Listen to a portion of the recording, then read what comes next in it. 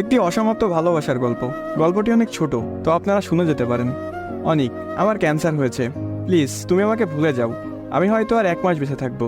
তোমার মাথা ঠিক আছে আরোহী? তুমি কি বলতেছো? সুস্থ মানুষের হঠাৎ ক্যান্সার হলো কিভাবে? 2 মাস ধরে অসুস্থ ছিলাম, কালকে ডাক্তারের কাছে এসে জানতে পারি আমি নাকি আর 1 মাস বেঁচে থাকবো। আমি বিশ্বাস করি না। আচ্ছা, তুমি এখন কোথায় আছো? হ্যাঁ, খুলনা মেডিকেলের 5ম তলার 2য় নম্বর রুমে। ঠিক আছে, আমি আসতেছি তোমার কাছে। সত্যি বলতেছো না মিথ্যা বলতেছো সব প্রমাণ হবে। আসো, আমি অপেক্ষায় আছি। এরপর অনেক নিজের মোটরসাইকেল নিয়ে সোজা খুলনা মেডিকেলে চলে আসে। এরপর 5ম তলার 2য় নম্বর রুমে গিয়ে দেখতে পাই আরোহী স্যালাইন দেওয়া অবস্থায় শুয়ে আছে। আরোহী মুহূর্তে আরোহী পিছনে ফিরে অনিককে দেখতে পাই। তুমি এসেছো?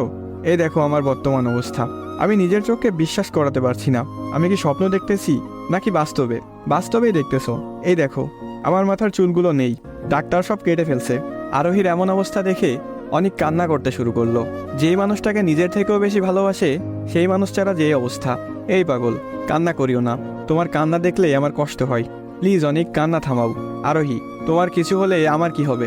কে আমাকে ভালোবাসবে? কে আমাকে শাসন করবে? আমি রাগ করলে কে আমাকে বুঝবে? আমি বাঁচবো না তোমাকে ছাড়া। পাগল, এমন কথা বলিও না।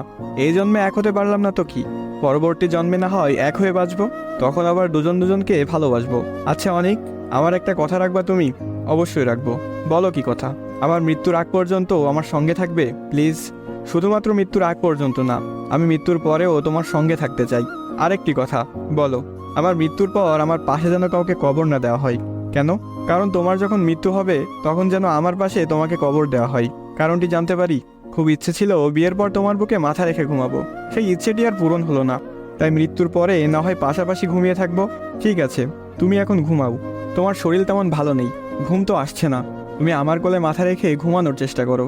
আমি তোমার মাথায় হাত বুলিয়ে দিচ্ছি, দেখবা ঘুম আসবে।